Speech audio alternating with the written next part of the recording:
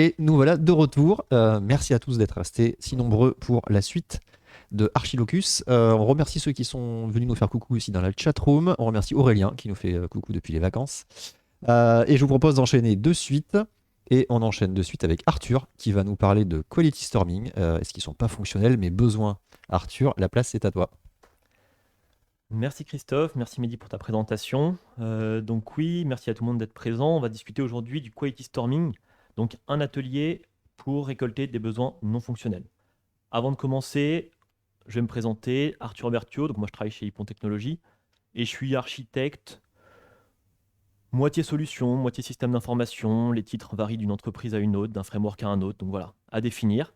Mais depuis 2019, j'ai un passif de dev.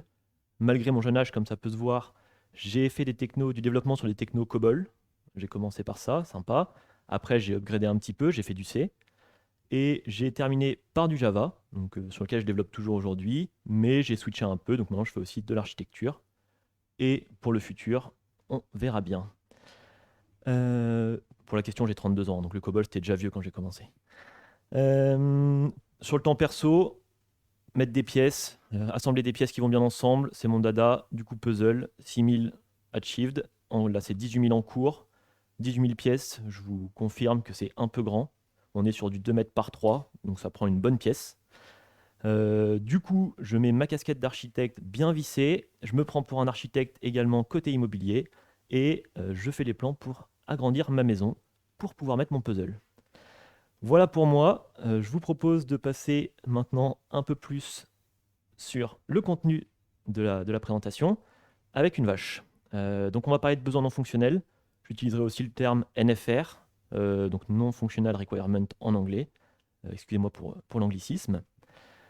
Première chose dont je vais vous parler, du coup, c'est quoi un NFR? C'est pas forcément une notion qui est naturelle. Donc je vais prendre une petite analogie que j'ai croisée dans un article de blog en anglais, que je pourrais vous faire suivre, que j'ai trouvé assez intéressante, qui ouvre à débat. On pourra en reparler autour d'une bière à un moment ou à un autre. Mais voilà, donc je vous la propose. C'est un fermier qui a un élevage de vaches laitières. Donc lui, son but, ça va être de traire ses vaches. Et pour traire ses vaches, il va avoir besoin d'un système qui est une machine à traire. La fonctionnalité de cette machine, c'est de traire le lait. Jusqu'à présent, normalement, tout le monde suit encore. Notre fermier, il doit traire ses vaches 2 fois par jour. Parce qu'une vache à traire, si on la traite pas assez régulièrement, ça peut mourir. Donc on va éviter de se retrouver avec un élevage mort. Donc voilà, il doit traire ses vaches 2 fois par jour. Et la machine que notre fermier a permet de traire les vaches, mais prend une journée complète pour faire une traite. La question que je vous pose, est-ce que le système, la machine à traire, remplit la fonction pour laquelle elle a été conçue, pour laquelle le fermier l'utilise? Alors, avoir les feedbacks en live, c'est un peu compliqué à distance. Normalement, j'ai testé avec mon fils de 3 ans, il a réussi à trouver la réponse, donc je ne doute pas de vos capacités. La réponse est évidemment non. Et c'est là que le monde de l'IT est vraiment fantastique, parce que dans le monde de l'IT, la réponse est oui. La fonction d'une machine à traire, c'est de traire le lait. Est-ce qu'elle traite le lait? Oui. Le reste, la vitesse à laquelle elle peut traire les vaches, c'est une question de performance. Et c'est ce qu'on appelle en IT un besoin non fonctionnel. Vous l'aurez compris, le besoin non fonctionnel, c'est assez limité au monde de l'IT. Je n'ai pas croisé beaucoup de NFR autres que dans l'informatique. Donc on va essayer de comprendre un petit peu comment on en est arrivé à cette notion de besoin non fonctionnel. Alors, je vais vous parler de façon historique, hein. On est d'accord que ça commence à changer, les mentalités évoluent, mais historiquement, donc on avait un système, et l'être humain est ainsi fait qu'on aime bien catégoriser, mettre les gens dans des boîtes, créer des expertises.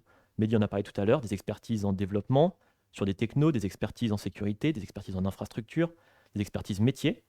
Donc nos systèmes, on les a assez vite décomposés, je me mets dans le point de vue d'un développeur plutôt, mais en logique code, donc logique du développement, et d'autres trucs à côté. Donc tout ce qui va nous permettre de faire tourner notre solution au final. De l'infrastructure, base de données, des procédures de récupération de données. Mais voilà, d'autres trucs. On a quand même notre code logique où on va avoir nos besoins métiers, ce qui nous importe, ce sur quoi on va se focus. On a poussé même plus loin cette ségrégation. On a pris la logique de code, donc notre code source, et on a encore poussé la ségrégation. Donc on a divisé, Et on retrouve ça aujourd'hui encore dans les archi-exa ou dans le DDD par exemple. Et on a isolé notre logique métier des autres couches, des couches d'accès aux données, des couches de communication. Donc on se retrouve avec un monde parfait où on a un petit package dans le code source qui gère toute la logique métier. Et la logique métier, elle a ça de bien. Là, j'ai pris un exemple, 2 plus 2 égale 4, c'est qu'elle a aucune temporalité. Il n'y a pas de notion de temps dans 2 plus 2 égale 4. Il n'y a pas de notion d'espace, il n'y a rien. Donc si j'ai des problèmes de performance, c'est pas ma logique métier. Donc c'est pas mon besoin fonctionnel, c'est quelque part autre, c'est une autre problématique, c'est ce qu'on appelle un besoin non fonctionnel. Alors, j'ai schématisé un petit peu, c'est sûr. Aujourd'hui, quand on conçoit des solutions, on n'a pas juste besoin fonctionnel, besoin non fonctionnel. Les besoins non fonctionnels, les besoins de qualité sont toujours le parent pauvre, hein, c'est pour ça qu'ils sont en rouge, les pauvres petits. Mais on a quand même d'autres catégories qui sont jusqu'à présent assez bien travaillées, assez bien étudiées. Les besoins métiers, bien entendu, les besoins légaux, réglementaires, et également les besoins contextuels. Contextuels du type, ok, quelles sont les compétences que j'ai dans mon entreprise.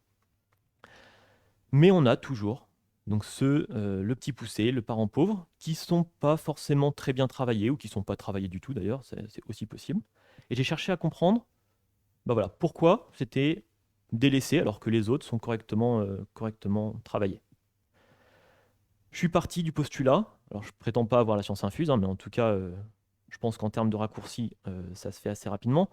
Je suis parti du postulat que des besoins non fonctionnels, dans la tête, ça sonne quand même assez rapidement comme un besoin technique. Non fonctionnel, technique, ça, le raccourci est assez vite fait. Et quand on entend besoin technique, on entend aussi assez rapidement trucs dont les techniques vont parler ensemble. Donc on se retrouve aujourd'hui, et ça, moi, c'est mon expérience depuis 3 ans où je fais des missions, on en vient souvent à définir les besoins non fonctionnels entre tech. Donc moi, en tant qu'archi, avec des développeurs en face, des architectes, en général, quelqu'un de la sécurité, mais voilà, des discussions très techniques. Et ça n'a jamais donné des résultats ultra vénères. Typiquement, je me suis souvent retrouvé avec des besoins du type, ok, ma page doit s'afficher en moins de 2 secondes. Ou alors, ma solution doit être accessible sur tous les navigateurs. Ok, alors ça me fait une belle jambe. Je peux vous dire que je vais m'amuser en conception parce que le champ des possibles, il est assez large. Par contre, quand on va commencer à développer derrière et qu'on va commencer à implémenter, on va se prendre des retours de bâton assez forts. Donc c'est pas concluant. C'est pas une base solide sur laquelle faire des choix d'architecture. Donc on a besoin d'autre chose. Cette autre chose, la bonne nouvelle, c'est que je vais essayer de ne pas vous laisser avec ces problématiques-là. C'est le but quand même de la conférence. Mais c'est d'étendre cette vision du besoin non fonctionnel au-delà du simple spectre technique. Un besoin non fonctionnel, ce n'est pas un besoin technique. On a besoin d'autres points de vue, et des points de vue divers et variés. Des points de vue du métier, donc d'experts métiers, de product owner, des opérations, de la sécurité, du UX designer. On a besoin d'avoir tous ces points de vue pour avoir une base de besoins non fonctionnels qui soit solide, discriminante et qui nous permette de faire des choix concrets. Typiquement, si j'ai pas un expert métier ou un produit avec moi, je ne sais pas comment je vais pouvoir répondre à quelle taille d'infrastructure, quelle infrastructure je vais monter pour ma solution si je ne connais pas le nombre d'utilisateurs en cible, simultané ou non. Pareil, les RTO, les RPO, donc les temps de récupération du système, je ne vais pas être capable de définir des valeurs qui soient probantes sans savoir derrière quels sont les impacts financiers, les impacts médiatiques pour l'entreprise. Et ça, il n'y a que d'autres profils autres que tech qui vont pouvoir m'apporter ces informations. Le problème avec ça, c'est qu'aujourd'hui, les organisations ont tendance à rester encore un peu silotées. On a des silos, Hamdi en a parlé, déjà même entre langage de développement, on a des silos métier versus développement, versus opération, versus sécurité. Et c'est pas forcément facile de faire communiquer ces personnes entre elles. Peut-être qu'elles ne communiquent pas du tout. Donc il va falloir qu'on arrive à les mettre ensemble pour travailler et qu'elles parlent un langage commun. Donc qu'on ne soit pas en train de parler de pure tech avec des métiers et qu'on n'utilise pas d'acronymes ou autre bizarrerie pour certaines populations. Pour répondre à ces problématiques et pour essayer de casser ces silos et de mettre tout le monde sur le même pied d'égalité, on a ce qu'on appelle le quality storming. Le quality storming, c'est un atelier qui a été conçu par Michael Plud. Donc c'est un atelier, il a fait un article de blog assez descriptif en anglais que je vous invite à lire si ça vous intéresse, pour creuser un petit peu, qu'il a sorti en 2020, et qui se base sur le bouquin Gamestorming. Donc Gamestorming, ça donne des clés, des tactiques d'animation sur comment mettre des profils différents dans une même pièce, les amener à communiquer. Il a utilisé toutes ces tactiques pour créer cet atelier. Pour la petite histoire, l'event storming qu'on connaît beaucoup mieux est basé sur le même bouquin. Ça fait beaucoup de tempêtes. Du coup, je vais vous parler maintenant du quality storming, donc plusieurs phases, avec une phase de préparation, une phase amont, comme tout atelier qui se respecte, où on va sélectionner un modèle de qualité, inviter les participants et préparer l'atelier en tant que tel. Après, on aura l'atelier et son déroulé, et ensuite un travail d'affinage. Donc on va voir un peu ces différentes phases. La première phase, j'espère que tout le monde suit toujours à distance, la première phase, c'est la sélection du modèle de qualité.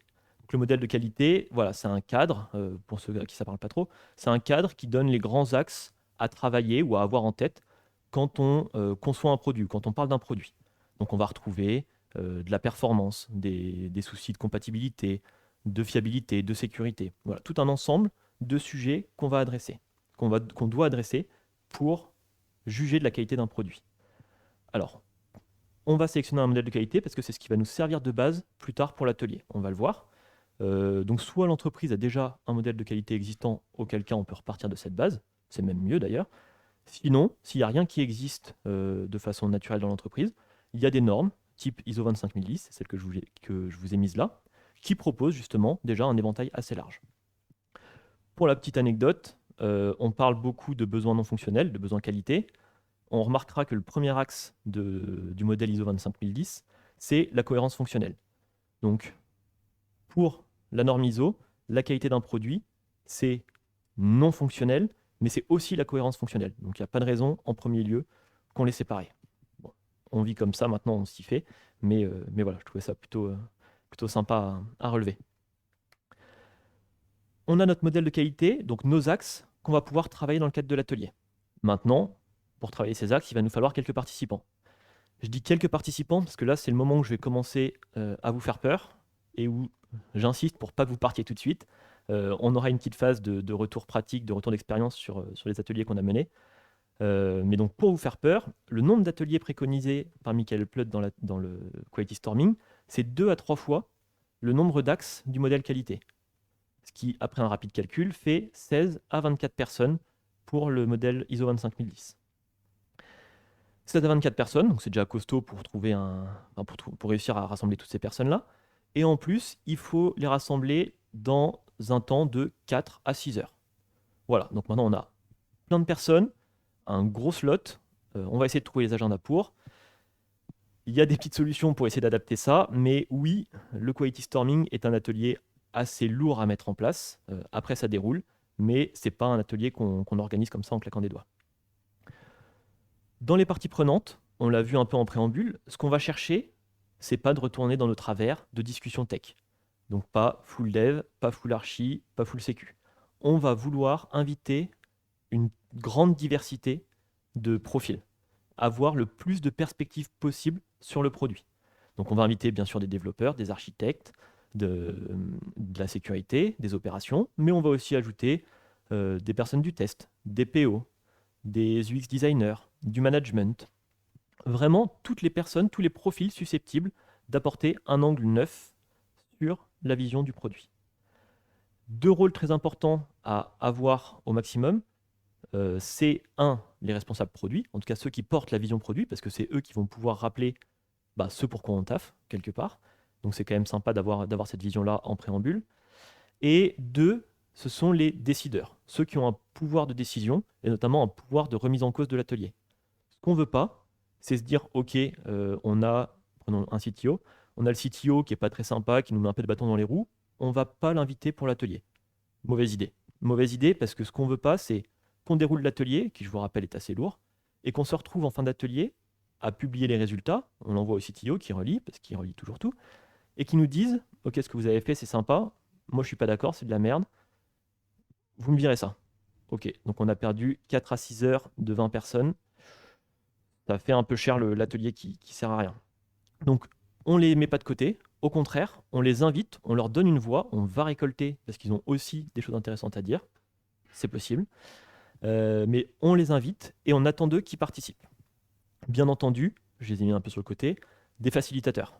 Venir tout seul en tant qu'archi récolter les besoins et animer un atelier de 24 personnes, je le ferai pas. Voilà, j'ai pas envie de me mettre dans le rouge direct. Donc on vient, idéalement 2-3 facilitateurs en fonction du nombre de personnes qu'on aura.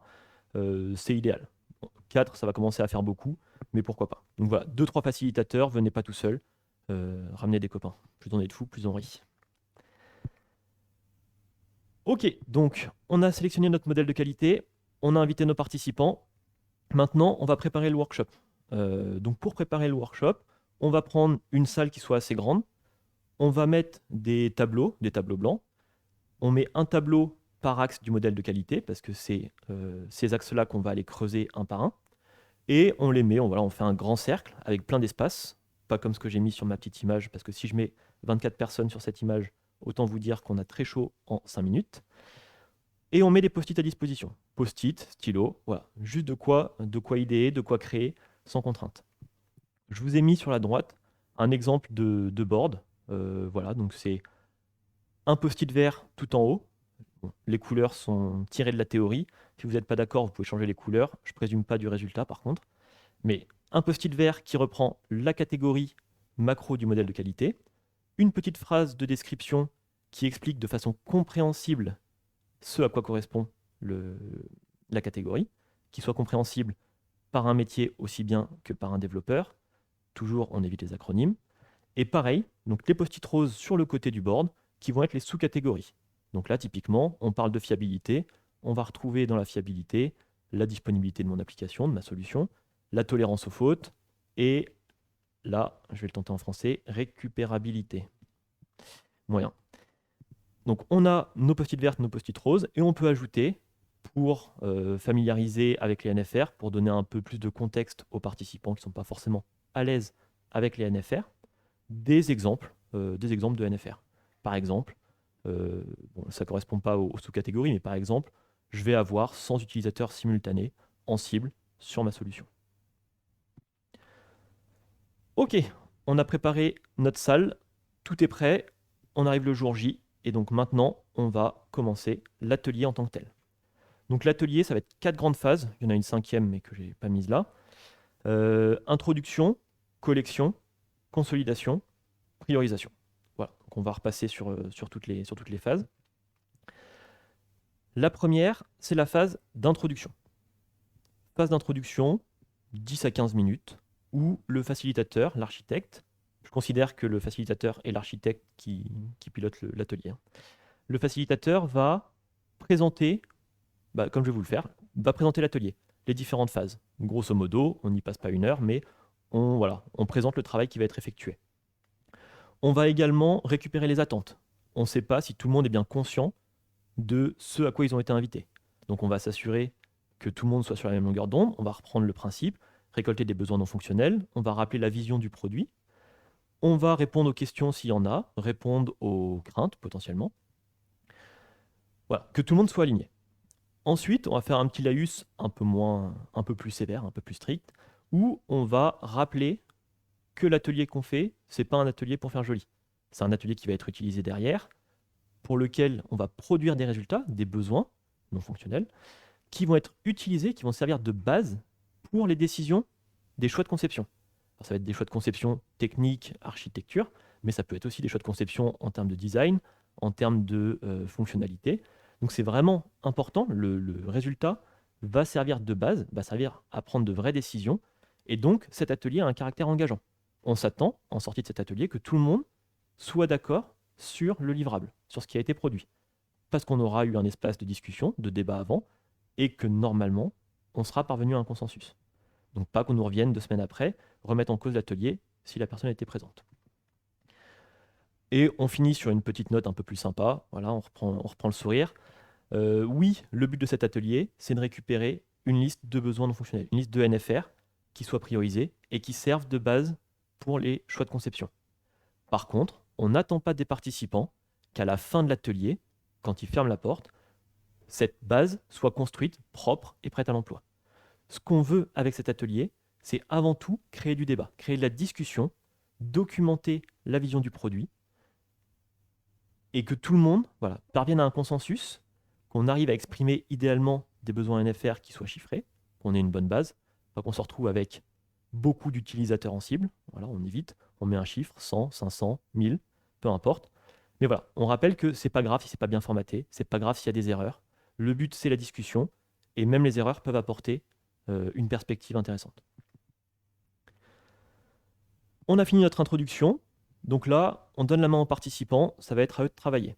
C'est la phase de broad collection. La phase de collection, ça va être, on va grouper déjà les personnes par groupe de 2 à 3. 2 à 3 personnes. On ne fait pas des groupes homogènes. On ne fait pas des groupes de développeurs d'un côté, des groupes de designers de l'autre. On mixe les profils. Donc on va mettre un dev avec un métier et un ops, par exemple. À côté, on mettra un manager avec un sécurité et un UX designer. Le but, toujours garder en tête, c'est créer du débat, créer de la discussion et essayer de bien documenter tous les points de vue. Donc on fait des groupes hétérogènes et chacun des groupes va passer devant chaque tableau pour coucher des post-it, donc coucher des besoins. Il passe devant chaque tableau en cycle de 10 minutes. Donc on crée des besoins et on insiste sur le fait que, eh ben oui, on va avoir potentiellement 8 groupes parce qu'on a 8 tableaux, 8 groupes qui vont se succéder sur un tableau. C'est sûr qu'on va avoir des besoins qui vont se ressembler, de type 100 utilisateurs simultanés. Ah oui, mais moi j'ai mis 150, moi j'ai mis 200. C'est pas grave, c'est normal qu'on ait des besoins qui soient similaires. De la même façon, on va aussi avoir des besoins qui vont être complètement contradictoires.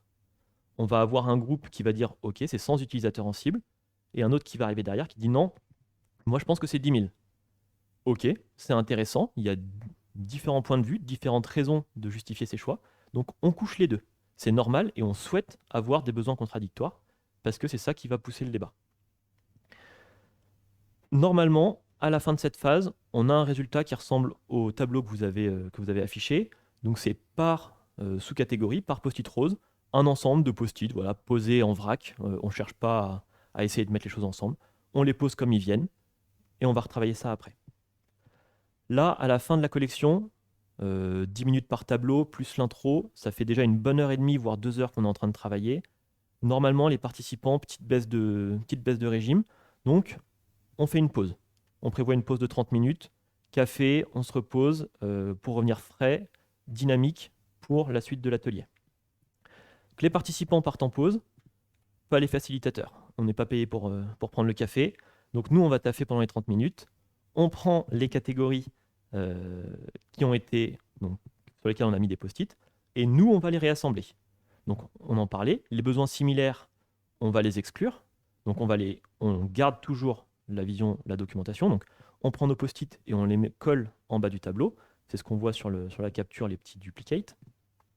Et les besoins contradictoires, on les rassemble. Donc peut-être qu'il n'y aura pas de contradiction, auquel cas on va se retrouver avec des groupes de 1 post-it. Ou alors, on va avoir plusieurs post-it contradictoires, auquel cas on les groupe par groupe de 2, 3, 4, peu importe, pour déclencher la discussion dans la phase qu'on va voir juste après. La phase qui vient juste après, c'est la phase de consolidation, donc troisième phase de l'atelier. La phase de consolidation, on prend les groupes du début, et cette fois-ci, on va les fusionner. Donc on va se retrouver avec, on les fusionne 2 par 2, on va se retrouver avec des groupes de 4 à 6 personnes normalement. Donc ces groupes de 4 à 6 personnes, donc toujours de l'hétérogénéité, de la diversité de points de vue, et ces groupes vont passer encore une fois devant les tableaux, et cette fois-ci se concentrer sur les besoins qui sont contradictoires. Le but ici, c'est d'essayer de parvenir à un consensus. Pour ça, donc on laisse 15 à 20 minutes sur chaque tableau, et les groupes discutent. Ok, tu as mis 100 utilisateurs, enfin, c'est pas forcément la personne, mais 100 utilisateurs ont été affichés, 10 000. Pourquoi il y a eu ces chiffres-là qui sont sortis? Quelles sont les raisons derrière? On débat, on discute, et on essaie de parvenir à un consensus. Idéalement, chaque groupe passe... Enfin, c'est sûr que chaque tableau doit être visité par un groupe. Idéalement, on demandera à ce que chaque tableau soit visité par 2 groupes. Toujours dans l'optique de créer du débat et de la discussion. Si on a 4 à 6 personnes qui passent devant, c'est bien. Si on en a 8 à 12, c'est encore mieux. Il y a plus de chances qu'on arrive à un besoin final qui soit correct. intelligence collective, tout ça. Là, voilà, c'est la théorie, tout va bien. Normalement, on se retrouve à la fin avec des post-it. Donc là, on retrouve nos groupes de post-it contradictoires, avec des post-it bleus pour identifier les besoins qui ont été retenus. Ça peut être des post-it existants, donc mon 100 ou mon 10 000, ou ça peut être, ok, discussion, on se dit ça va être entre les deux. Donc on crée un nouveau post-it, 5000 utilisateurs, et on l'identifie avec un post-it bleu. Ça, c'est le monde idéal. Maintenant, on sait bien que les discussions, ça n'aboutit pas toujours. Donc il y a forcément des situations où le débat ne va pas se terminer. On n'aura pas un consensus à l'issue du débat. Là, plusieurs solutions possibles. Soit on arrête le débat, on met le besoin de côté, et à la fin de la phase de consolidation, on fait un vote en plénière. Donc ça a le mérite d'être rapide. Par contre, attention, faire un vote en plénière, ça peut obfusquer certains risques. Si on a 15 développeurs dans la salle, c'est pas ce qu'on cherche, on est d'accord, mais si on a 15 développeurs dans la salle qui votent tous pour une valeur, le risque métier qui aura fait mettre un nouveau post-it, un autre post-it, complètement à l'opposé, pourra être obfusqué, et donc les risques liés derrière vont être passés sous silence. Ça peut être dangereux. Donc, à manipuler avec précaution. Une autre solution, c'est de prendre un troisième groupe et de le faire passer à son tour et discuter devant le tableau, devant ce besoin-là. Ça prend plus de temps, mais voilà, on recrée du débat. Il y a une dernière solution qui est possible, qui est de dire, bah en fait, on ne fait pas de choix. Donc, on prend le besoin, on le sort. Ça, c'est pas terrible. Voilà, on va éviter de faire ça. Par contre, ce qu'on pourra faire, c'est de dire, ok, celui-ci, on n'a pas de consensus, donc prenons une des valeurs comme hypothèse, on va lui associer des métriques qui vont nous permettre d'infirmer ou de confirmer cette hypothèse par la suite.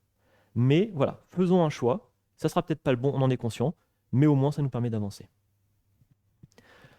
Donc à la fin de la phase de consolidation, on a nos post-it topés avec les petits autocollants bleus. Tout ce qui n'est pas topé, on l'écarte, on le met sur le côté du board. Là, je n'ai pas de photo, mais on le verra après. On le met sur le côté du board, toujours dans l'optique de garder la trace des discussions. Donc on ne veut pas tout supprimer, donc on le met sur le côté.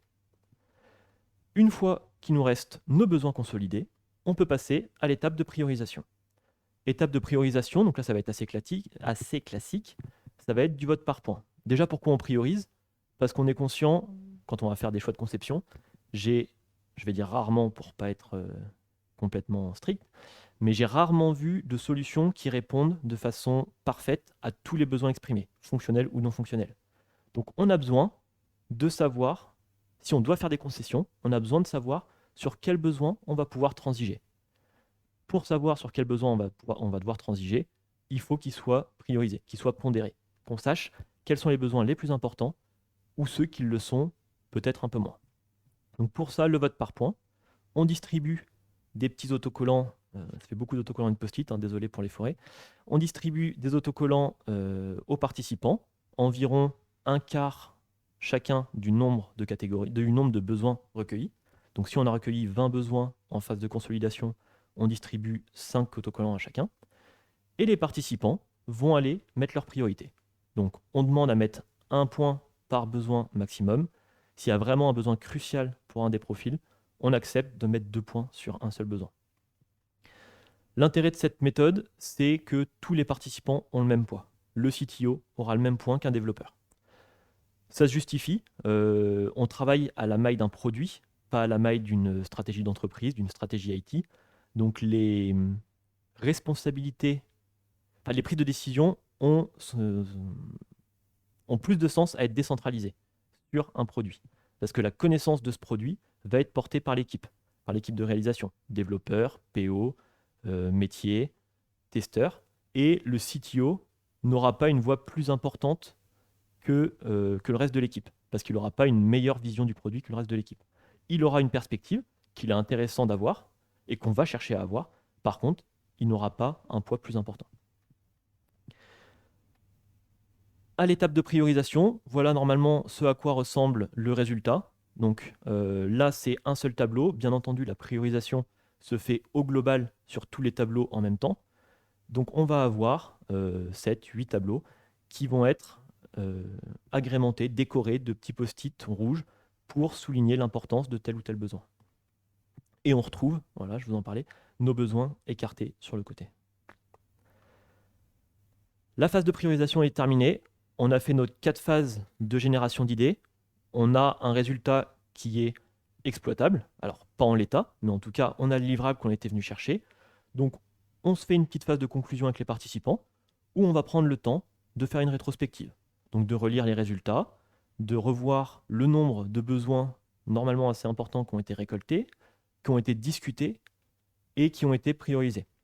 Donc, on réinsiste sur le fait que tous ces résultats vont être exploités par la suite. C'est pas du on prend, on jette, on prend et on fait des choix sur base de ces besoins. Et on en profite également pour spécifier où est-ce qu'on pourra trouver les résultats. L'archi va reprendre tous les besoins, les mettre en forme dans un document d'architecture, dans des scénarios de qualité, sous forme de mind map, peu importe. On va mettre en forme le livrable et on donne les clés pour savoir où trouver ces informations-là. Fin de l'atelier. Voilà. Là, la théorie, tout est beau, tout est parfait. Maintenant qu'on a vu la théorie, je vous propose de switcher un peu sur la partie réalité de l'atelier. On sait que la théorie ne s'applique pas forcément toujours parfaitement. Et donc nous, on a pu mener quelques ateliers de quality storming. On en a mené 2, voire 3, avec nos clients. Donc voilà, là c'est un espace pour vous faire nos retours. En termes d'adaptation, on a parlé d'un atelier assez lourd à organiser. Donc les adaptations qu'on a pu mener, et ce qu'on en a ressorti, et les ressentis, nos ressentis vis-à-vis de l'atelier.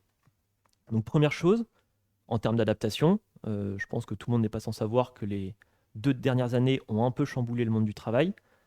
Covid, distance, télétravail. Réunir 16 à 24 personnes pendant 4 à 6 heures dans une même pièce, c'est pas exactement les préconisations gouvernementales en ce moment. Du coup, nous on l'a fait, les fois où on a organisé cet atelier, ça a toujours été en distance. Donc on a utilisé un outil de collaboration en ligne, Miro pour ne pas le citer, et une solution de visioconférence qui nous permettait de créer des salles, qu'on puisse répartir les participants en petits groupes sans qu'ils se dérangent les uns les autres, et pour permettre aux facilitateurs de naviguer facilement. Donc le retour sur le distanciel, oui, on perd en interactivité, c'est sûr, la communication est pas aussi bonne, c'est pas comme du présentiel. Par contre, alors vous pouvez le voir ici, on retrouve bien nos catégories, on retrouve nos post-it priorisés, le résultat est là, et il est même très bon. Enfin, nous, en tout cas, on est très satisfait du résultat, on a pu l'exploiter, et c'est avant tout ce qu'on recherche avec cet atelier. Encore une fois, oui, c'est pas forcément ultra bien formalisé et tout ça, mais on cherche la discussion avant tout.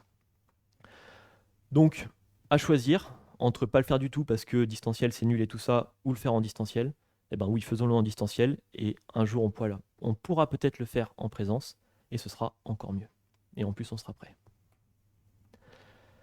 Autres adaptations, donc toujours compliquées à organiser, donc sur la lourdeur de l'atelier. Première adaptation qu'on a pu essayer, c'est la réduction du nombre de participants. Donc oui, 16 à 24, c'est compliqué. On n'a peut-être déjà pas autant d'interlocuteurs, de 1. Donc on peut réduire le nombre de personnes sans forcément transiger sur le contenu final. Réduire le nombre de personnes, oui. Réduire le nombre de profils, non. On ne va pas supprimer un UX designer parce qu'on pense qu'il n'a pas sa pierre à apporter. Par contre, si on avait 2 développeurs invités ou 3 développeurs, eh ben peut-être qu'on passera que à 1. Pareil pour le métier, si on avait prévu 2, peut-être qu'on passera à 1. Donc on va réduire le nombre de personnes, mais pas la diversité. L'impact de la réduction du nombre de personnes, c'est potentiellement que ça va allonger un petit peu la durée de l'atelier. Surtout en phase de consolidation, ça demandera plus de temps pour que chacun puisse passer sur tous les tableaux. Deuxième adaptation qu'on a pu tester, c'est la réduction du nombre d'axes. D'axes du modèle qualité à travailler. Alors là, attention, c'est un peu plus tendancieux. On peut réduire soit en regroupant des axes sur un même tableau, attention à la charge de travail, ou réduire en supprimant certains axes de l'atelier. Un peu plus tendancieux parce que ça ouvre la porte à des choix politiques, à des manœuvres un petit peu. Donc déjà, ça ne se fait pas de façon unilatérale. On en discute avec nos interlocuteurs, voir quels sont les axes qui sont les plus importants à travailler et ceux qu'on pourra peut-être travailler dans un second temps. En tout cas, qu'on peut exclure de l'atelier pour l'alléger. Donc voilà, attention à ce qu'on sort. Et c'est pas parce qu'on sort certains axes de l'atelier que ça veut dire qu'on va pas du tout les travailler. On les travaillera par ailleurs, via des entretiens, via d'autres moyens, mais on va pas les regarder dans le cadre de l'atelier. Encore une fois, oui, vous allez me dire, le résultat sera pas, la priorisation va pas être faite de façon globale. On n'aura pas une liste priorisée complète, un paysage entier. Soit, ça c'est sûr que, enfin, j'ai rien à opposer à ça. Par contre, on garde en tête le but, c'est pas nécessairement le résultat. C'est de développer la communication et le travail d'équipe, de créer du débat, de la discussion. Et ça, on pourra l'avoir même avec un nombre d'axes réduit. Attention, si on se dit on va réduire le nombre d'axes pour gagner en timing, non. Globalement, nous on l'a fait. On est passé de 8 axes à 5, je crois. On n'a pas réussi à gagner du temps. On a quand même mis, je crois, sur la durée de l'atelier complète, 4 heures, 4 heures et demie. Donc il n'y a pas un gain de temps. Par contre, ça allège un petit peu le format de l'atelier. Troisième adaptation, c'est sur le split du workshop en 2 sessions. Donc nous, on l'a essayé, on a fait une session AJ, une session AJ plus 2. Bien sûr, si on découpe, on essaie de ne pas faire ça 2 semaines plus tard. L'important, c'est de garder les informations fraîches en tête. Ça fait pas gagner de temps, pas du tout, mais par contre, ça permet d'alléger un petit peu le format. Plutôt que de se réserver une demi-journée ou une journée complète, on peut se faire des sessions de 2 heures, 2 heures et demie, ou 3 heures, 2 fois dans la semaine. C'est intéressant, ça permet de faire des pauses, ça permet encore de rafraîchir. Nous, on a coupé en faisant une session collection, consolidation, plus une session priorisation. On n'a pas testé d'autres découpages, par contre, je suis convaincu que s'il y en a un à faire, c'est celui-ci. Couper entre la collection et la consolidation, donc là, c'est une conviction, mais pas éprouvée, ça serait une erreur, parce que la phase de collection et de consolidation sont intrinsèquement liées. En collection, on va créer de la matière brute, et en consolidation, on va la retravailler. Si on sépare ces 2 phases dans le temps, on va perdre de l'information, on va perdre du débat, on va perdre de la discussion. Donc c'est clairement à éviter. Donc s'il faut couper, moi ma préco, c'est de couper entre la consolidation et la priorisation. Dernière adaptation qu'on a pu faire, qui est une adaptation plutôt contrainte et forcée que souhaitée, c'est les décideurs qui n'ont pas pu se joindre à nous à la première session, donc de collection et consolidation. Raison X ou Y, peu importe, le CTO ne nous a pas rejoints. Donc on a planifié avec lui une revue de l'atelier. On veut éviter que les décideurs ne soient pas là pour ne pas remettre en question l'atelier derrière. Donc on a réussi à organiser avec le CTO une revue entre les 2 jours, donc entre la consolidation et la priorisation.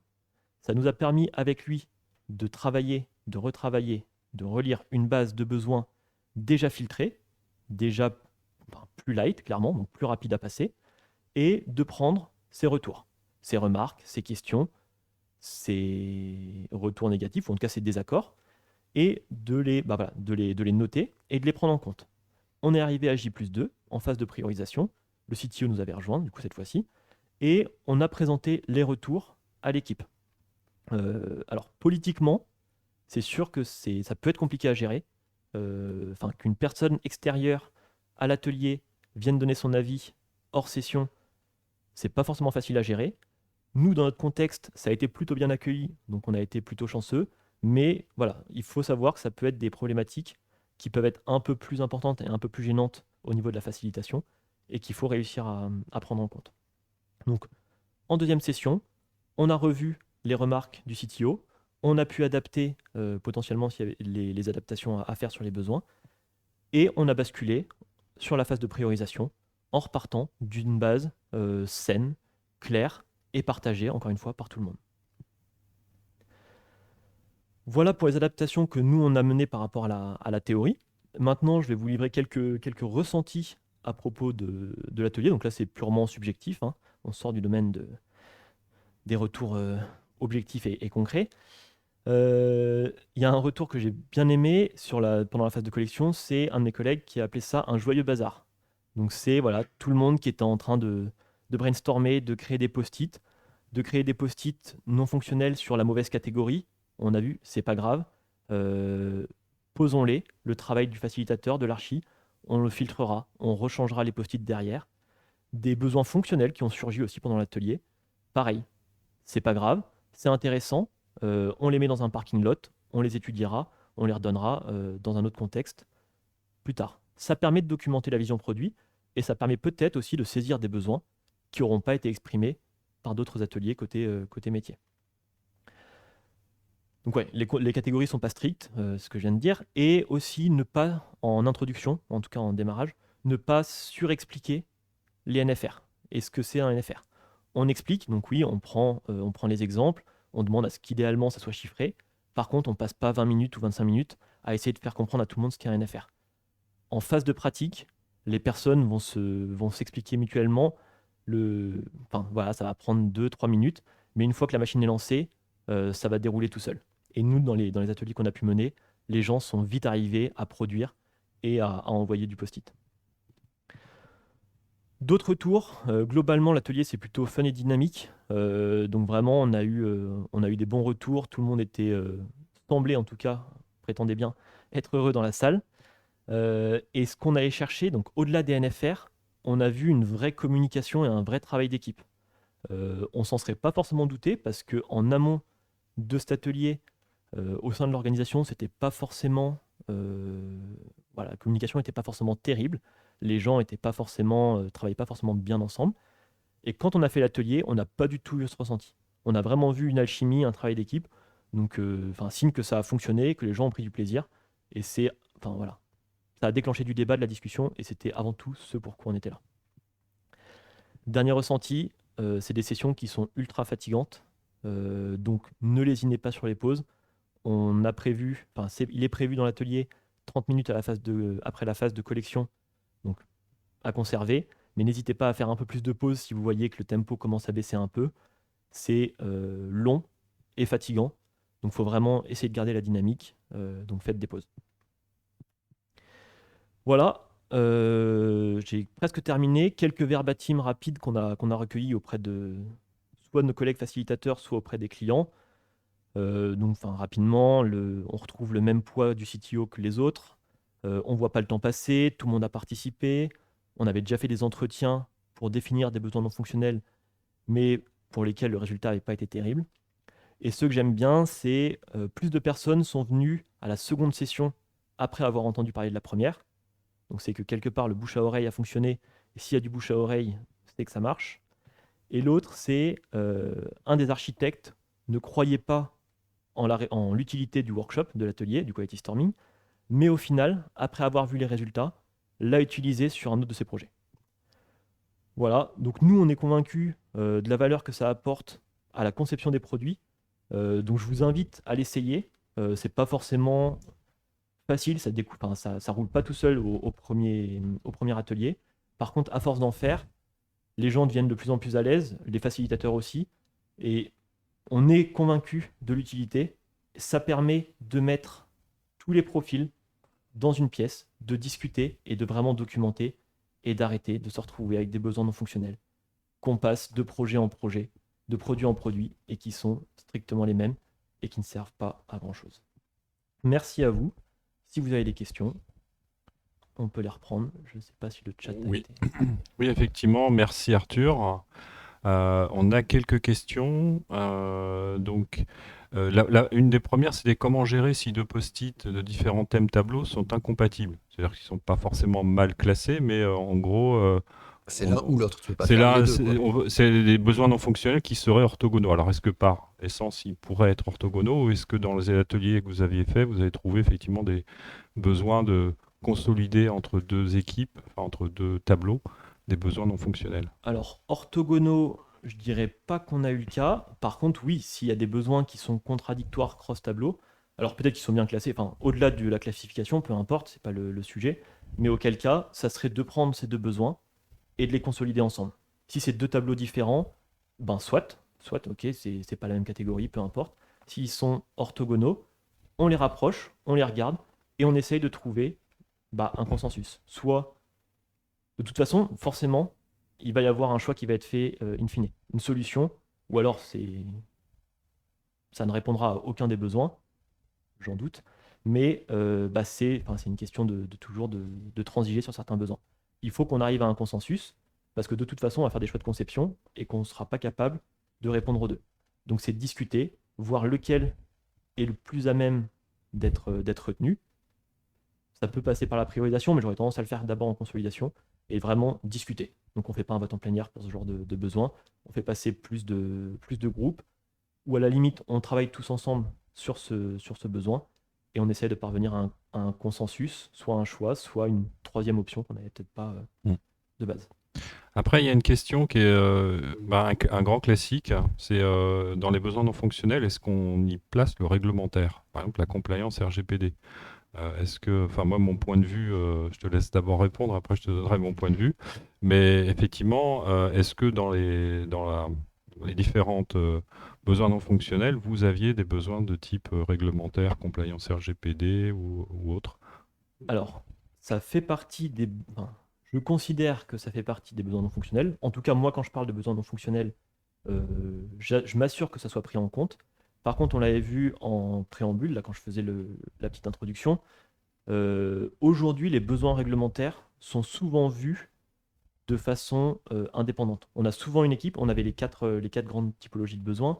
On avait les besoins métiers, les besoins non fonctionnels qualité, et les besoins légaux et réglementaires, dans lesquels je classifie la RGPD.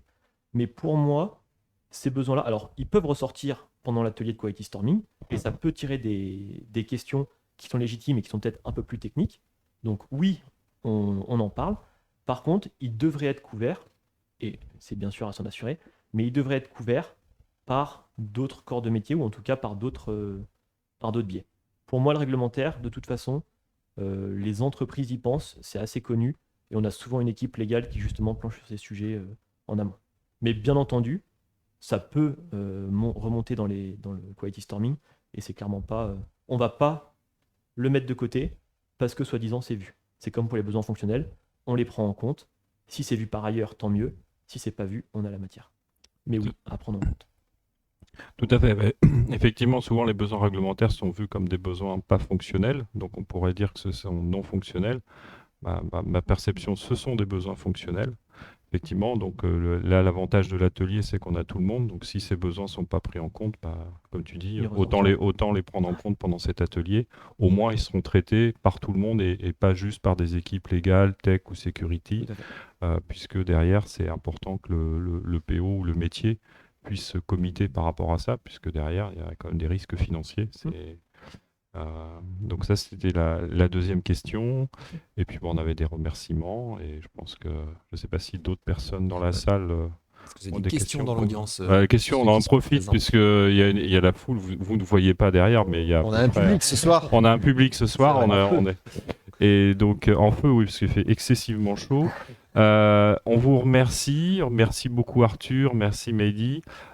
C'était super de pouvoir intervenir avec ce niveau de qualité dans le temps restreint qu'on vous avait donné par rapport à ça.